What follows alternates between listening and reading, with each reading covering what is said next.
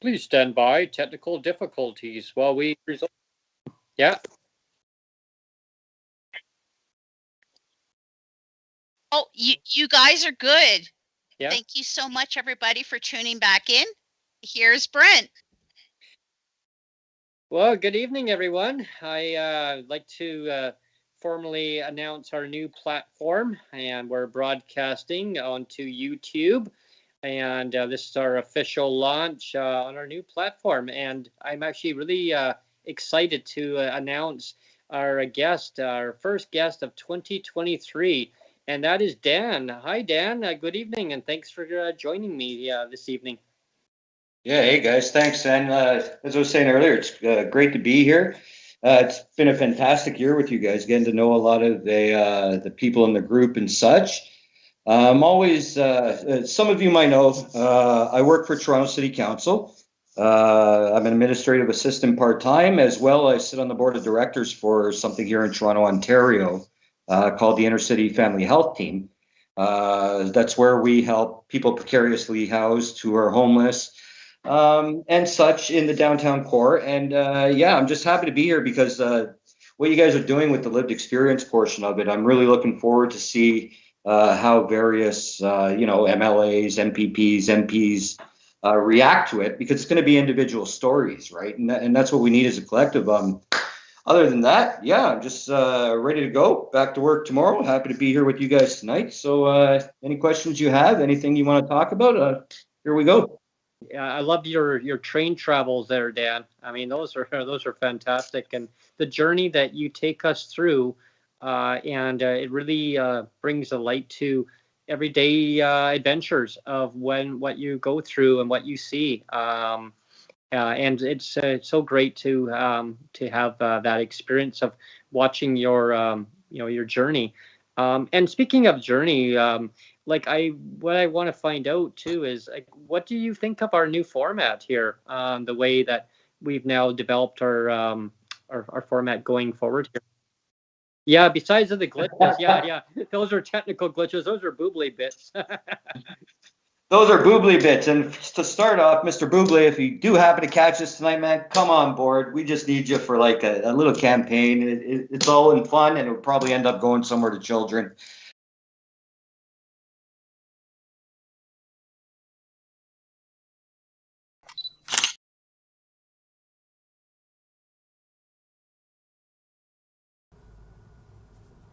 Hello, everyone. Welcome to another episode of Canadians with Disabilities and Their Allies. My name is Brent. I'm the host for the show, and I am pleased to announce our next guest that's coming on today is MP Mike Maurice.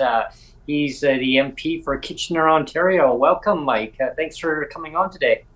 It's great to be with you, Brent. We've done a few of these over Twitter, so it's nice to see you. Yes, this time. Finally. Such a great pleasure. Awesome. It's so nice to have you on and talking about the pressing issues that are going on in Canada, and especially for Canadians with disabilities, doing legislated poverty. So today, for everyone that's tuning in, we're going to be talking about the update of Bill C-22. Anyone who's not familiar with Bill C-22, it's the bill that's was promised 886 days ago by the federal government. Not that we're counting. Yeah, and counting. Not that we're counting. Yeah, and the days just keep ticking up. It was promised, 886 days ago, and we're still waiting. So people in legislative poverty in Canada are still suffering, and so it's a great pleasure to have you on, Mike, to talk about update of Bill C-22. That's the Canada Disability Benefit Program. Yeah, it's really great to be with you, Brent, and it's so important. I know we'll probably come back to this throughout the conversation, but the advocacy that you and Neil and so many others have been applying, it's going to change lives for people with disabilities across the country. And when we get it over the finish line, it's going to be because of the advocacy from the disability community across the country. And so I'm just glad to be with you again this afternoon and try to dig into a bit of where we're at and and if folks have questions, to be able to share that, because I think this is democracy is for everyone, and we know what an impact. I could even share. I just came back. We've got a real crisis in my community with respect to housing, and was just visiting one of our shelters, and it's a place where folks now can be sure there's a bed to sleep in. There's about 100 or so beds at this particular location, and I got a chance to chat with some of the folks there. And one of those individuals, his name was Greg. He shared with me the story I've heard too many times. In Ontario, it's the Ontario Disability Support Program that he is currently receiving a monthly amount from. And Brent, you hit it right in the nose. It's legislated poverty. We are legislating people into amounts that are below the poverty line. And for someone like Greg, we've made progress, but nothing is different for him today than it was yesterday or the 886 days before that.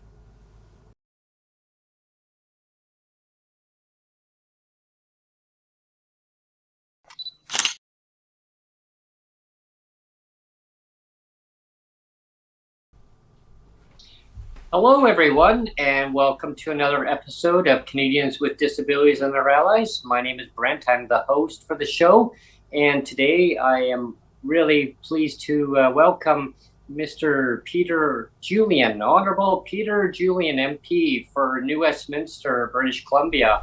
Welcome, Peter. Well, thank you very much. I'm speaking to you from the traditional unceded territories of the Kakite First Nation and the Coast Salish peoples. And I wanted to say a special hi to deaf and hard of hearing people right across Canada. Great. It's such a pleasure to have you on the show today and talk about the pressing issues that affect Canadians with disabilities across Canada. I'm excited to have this discussion because, as we know, the hardship that we're experiencing right across this country primarily has an impact on Canadians with disabilities. And we're seeing growing food bank lineups. We're seeing more homeless. I'll talk in a few minutes about what the NDP is doing to fight back against that. But about half of the people who are homeless in this country and about half of those who have to go to food banks to make ends meet are people with disabilities. We need a sea change in how the federal government approaches disability issues and making sure that people with disabilities are supported right across the country. And one thing I wanted to say is I know that when it comes to the people with disabilities and that marginalized groups, there's a lot of frustration from people sometimes, and it kind of gets misfocused, because Brent had a podcast last week about him being harassed, and death threats and all the rest of it. And I know politicians face the same thing of you're getting harassed and death threats and all the rest of it. And I just wanted to make a point that it's really important that we separate the policy and the person, right? Because the last time you were on the show, Peter, was about a year ago. We don't have to get into the specifics, but there was one person that kind of laid all the fault of federal government at your feet and said, you're to blame, Peter, for everything. And it's like, is that really fair? It's not, right? And I mean, like I said, I understand that people are frustrated and I understand like people want to vent, but people really have to learn to separate the person and the policy, because politicians are people too, and Brent's a person and he didn't deserve to get harassed either. And so I just wanted to kind of lay that out there and start there.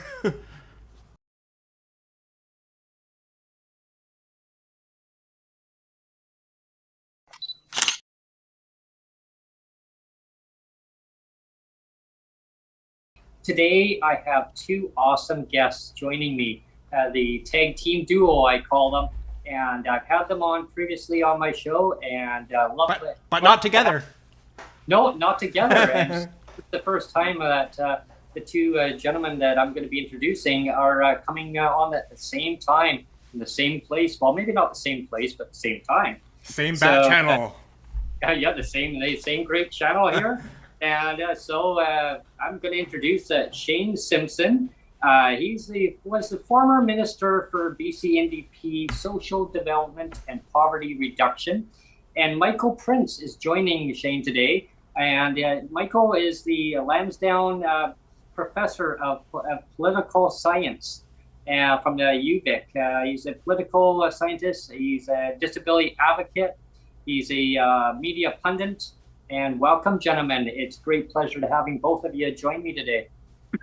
Good to be on, Brent. And see, you have matching beards. Yes, matching beards. Yes, sure. Yeah, it comes with age. Yeah.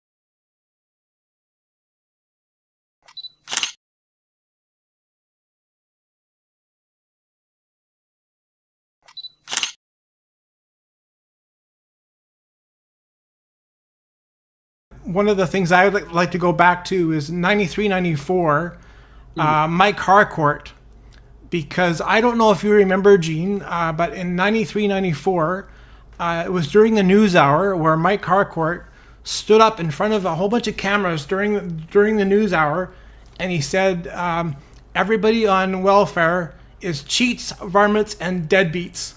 Do you remember that? Do you remember that he had that news conference and he stood up in front of the cameras and he said that everybody on welfare is cheats, varmints, and deadbeats? I was working at End Legislated Poverty then. Okay. We were a provincial coalition trying to end legislated poverty, and we did notice that, and we demanded a meeting with him to get him to tell him that he shouldn't say that and he was being a jerk. Yeah. And we got the meeting, and he wasn't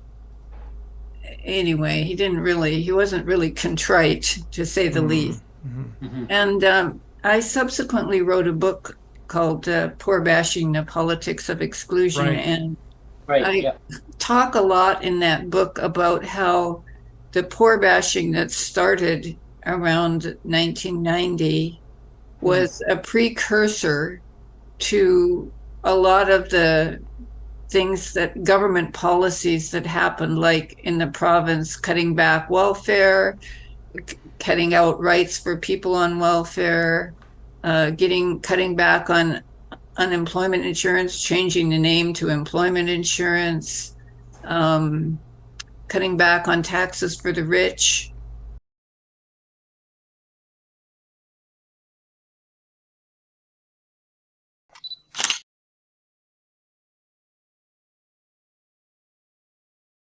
Well, go ahead, and Neil, you can mention who's on the show today with us. Well, we have you, Brent. You're the host, Yes. the lovely, beloved host.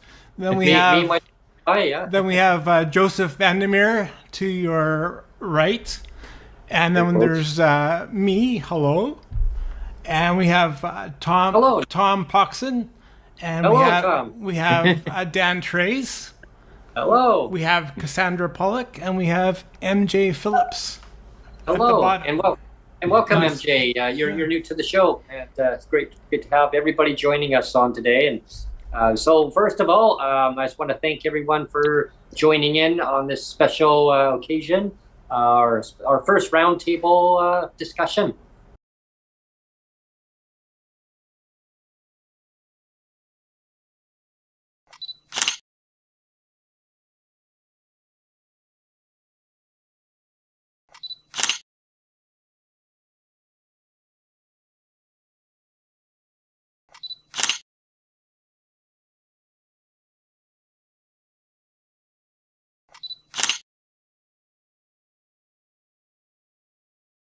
I'm going to give you an A, and I'm going to give you a B.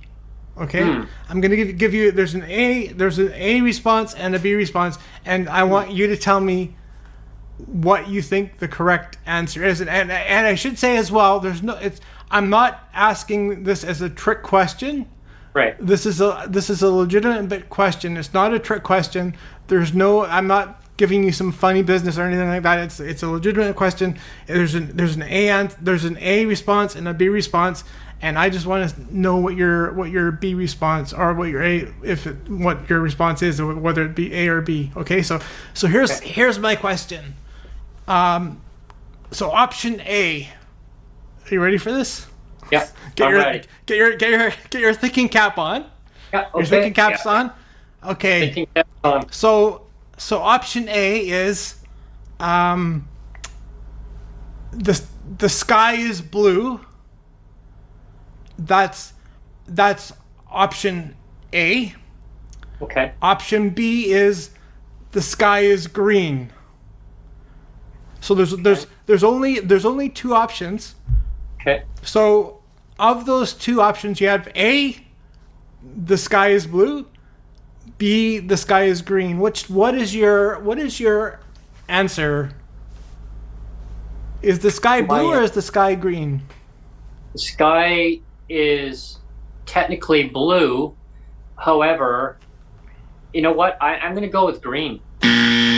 Well, again, it's not a trick. This is not a trick question, Brent. No.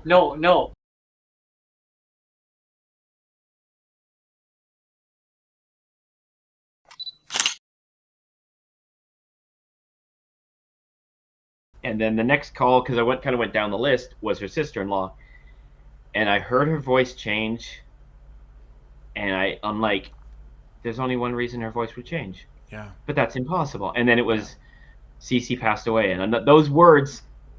Mm-hmm. So I was right there, just all of a sudden my heart's racing. I'm like, what? That's impossible. Like, and that's how it started. And it's just walking around the room, heart racing, Heather talking to me. Mm-hmm. Let's see, she told me, like, people are coming down. Eddie's coming down. That's their brother. Yeah, I'm not going through it again right now. maybe I need my notes. Yeah, but it's okay. Let's see. It was just. Let's see. Thank you. Boo. Yeah, I don't know. It doesn't matter if it's in order anyway. Yeah, it's anyway, race to the hospital. Finally found parking at the very top of the top of the thing. Came down, and they went in, and it was like, okay, yeah, oh, that was it. She's in room 10, and I got in there, and the chief was already in there, and so I saw her, put my hand on her, said something, and then I described this on a blog. It's like the only thing I could think of was my soul fell.